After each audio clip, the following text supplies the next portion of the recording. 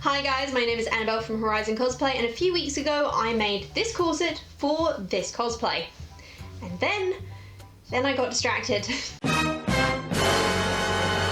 These distractions included making an entire Cinderella-themed Disney bounding dress, a Cruella-themed coat, amongst a couple other things. However, now I'm back to working on Aurora, and the next thing on the list to do is the shirt. Now, I've got a pretty good plan of how I'm going to do the shirt. The problem is that on occasions I like to be a little bit colourblind, and I just could not tell what colour this shirt was supposed to be, so I decided to ask a couple people, and this was the response I got. Off, peachy, washed out, sort of, not quite grey, but not quite peach either. It's almost like you put a white vest in the wash with a very peach top and the white vest came out not very white anymore.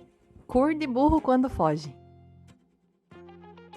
And after all that faffing around and kerfuffle, I had a rummage through my bed linens and found this sheet. A sheet which Ben has very kindly agreed to let me cut up. So this is what we're going to be making it out of. Nice cotton sheet, but as you can see it's a little bit wrinkly, so let's start by giving it an iron. And iron we did, though not just the bed sheet but also some scrunched up paper that came with an Amazon parcel that I had ordered so that I could use it to draw the pattern pieces out on. Drawing out the pattern was a bit of a faff. I used the tape measure to measure my chest and then draw on the neckline. I started by making the shirt gathered, though I did later change this to try and give it a smoother look like the doll has, and I also struggled a bit with the armholes and eventually just gave up on the sleeves for a moment because my brain temporarily died. So while I waited for my brain to reboot, I decided to cut out the front and back of my shirt, which actually turned out quite well, and then I had to tackle the sleeves again. Oh, for God's sake, but this time I did manage it, making it a bit more fitted on the shoulder and flaring it out around the base of the sleeve. I did want to cut those sleeves out straight away, but those damn ruffles on this horrid sheet were absolutely annoying me, so I had to tear them off first. And why am I tearing them rather than cutting them? Well, this sound just makes it so much more fun.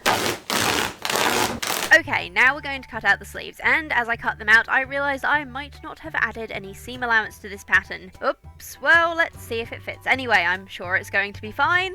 Taking the shirt, I pinned and then stitched the shoulders together. Also, just so you guys know, there will be a free downloadable version of this pattern in the description below if anyone else wants to make this cosplay or just check it out. And don't worry guys, the free downloadable pattern will not have any of my mistakes included. It will be in perfect working order, I do promise. Okay, so we're filming like this because me and Ben have a couple of friends around and he's currently kicking their asses at a video game. But basically, as you can see, the back neckline is actually perfect, but the front one is just a little bit too straight really. I just need it to curve down. So I'm just going to quickly mark on how low I want it to come. It doesn't need to be that low, but it just so that you can actually see my collarbone would be nice. And then we're going to cut it out and curve it. Let's go. Once I marked where I wanted the neckline, I folded my shirt in half and trimmed it down. Happy with that result, I pinned the sleeves on. I actually think I made the sleeves a little too straight, but it did fit really well, so I'm not going to complain about that at all. I then stitched them, going slow and double checking that the underpiece of fabric wasn't going to be wrinkled and stitched in place like that, because I wanted that nice smooth look that the doll has. Also, if you're wondering why I'm standing while I'm sewing, it is because the boys had stolen every chair we had. Inconsiderate b****. Anyway, then it was on to overlocking those raw edges, and I do this obsessively with all my costumes, but it really does just make them last so much longer, so totally worth the extra effort, and then it was time to try it on. Okay, so the boys are still playing video games, so we are in the bathroom, because this is the next best place, and all I have to say about this right now is at least the neckline is perfect, because the rest of the shirt sure as hell isn't. So what I actually think probably needs to happen is that I need to take off a couple of inches, otherwise I'm going to have all this fabric stuffed under my corset and it isn't going to be that comfy. And what I actually might have to do is unpick the shoulders and make the armholes come down a little bit further. Ow, stabbing myself with a pin. After putting some pins in the shirt to mark where I needed to make changes, I reluctantly got to work unpicking those sleeves. A surprisingly tedious task when you thought your shirt was just about done. The next day. Before going to work, I traced out the armhole curve as it was the perfect size but just not in the right place. And once I'd traced it out, I then arranged the curve where I thought it should go on the folded in half shirt. I then followed the pins I'd put in the sides yesterday to make the side seams a bit more fitted. And then I cut everything out. Okay, so it is just pinned together at the moment and I have to get to work in a minute, so I probably won't be able to sew it beforehand, but this is already looking a lot better. I don't have the flappy bits under my arm. The sleeves I think are in exactly where they need to be. I'm being stabbed under the armpit with pins, which is always fun. Honestly, like, I'm just chuffed that the neckline's right.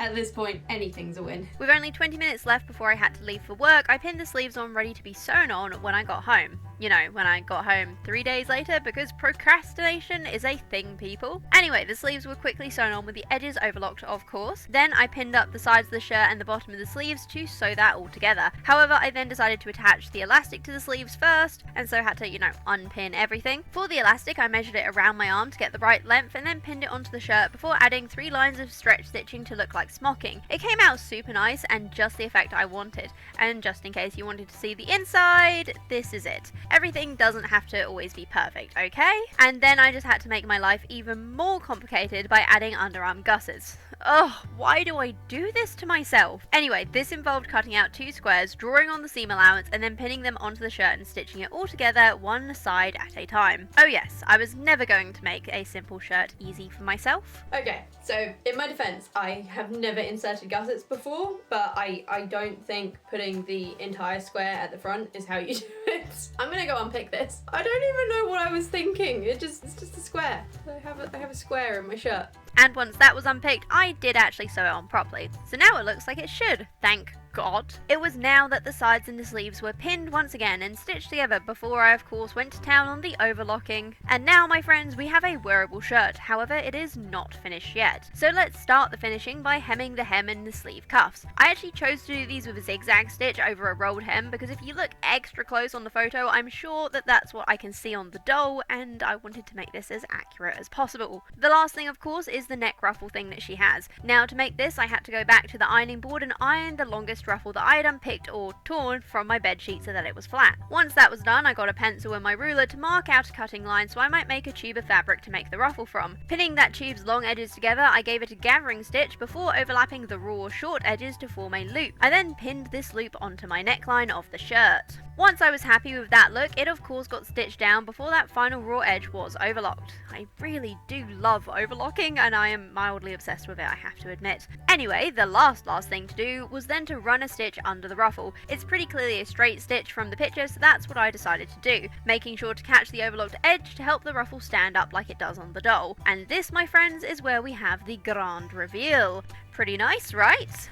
And to make this costume's progress even more obvious, and so I look just a little bit more like a princess, here is a random skirt that I have, and here is the corset over the top of the two, giving me quite the protagonist, you know, main character kind of look. What do you guys think? Well guys, that's it. The shirt is done and oh my gosh, I feel like such a princess. It's got ruffles, it's got the sleeves, and the corset looks really nice with it. We'll say corset definitely not laced up properly because I can't see behind me and I'm on my own right now, but you know what?